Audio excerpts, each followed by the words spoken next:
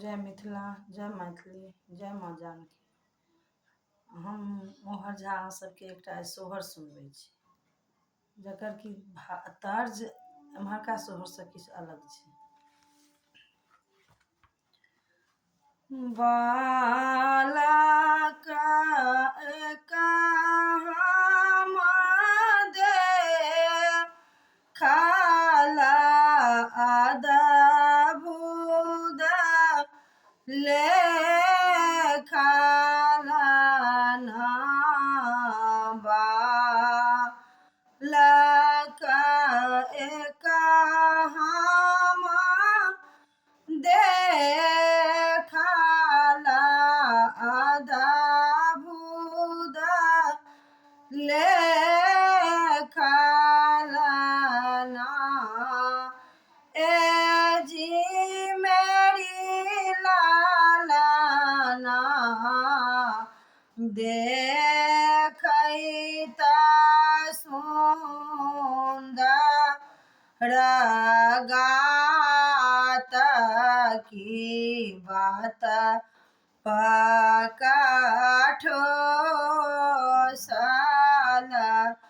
ना ए जी मेरी लाला ना देखैता सुंदर गात की बात पकाठो सालना पुतना कंस बिखा घोड़ी लेला चाली भेला गखुला ना पुतना कंस बिषा घोड़ी लेला चाली भेला गखुला ना ए जी मेरी लालना पहुँचला नंदा जी के द्वार जहाँ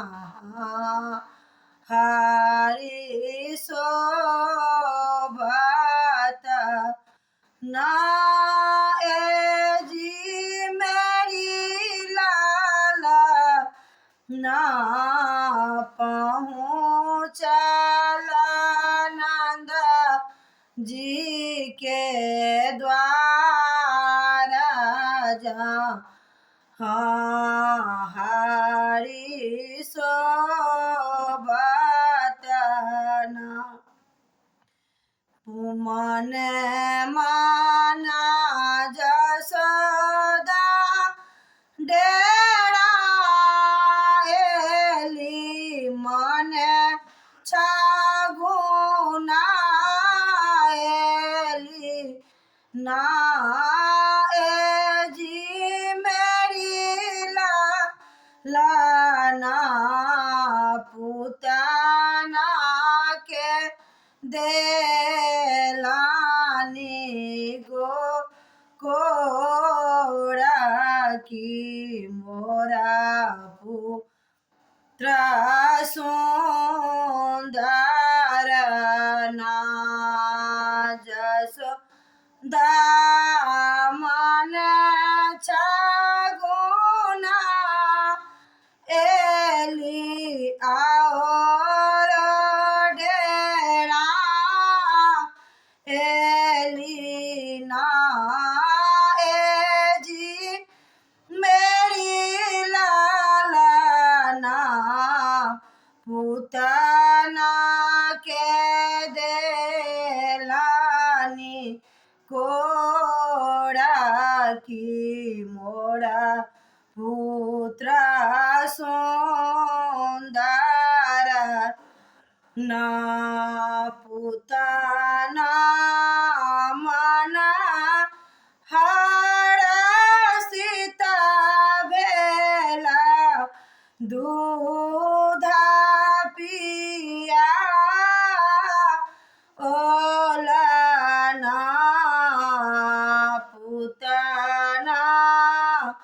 मनहर सीता भेली दूध पिया ओला ना जी मेरी लाला ना हरि देला दसाना दबाए की पुतना मोरो छिखा सुना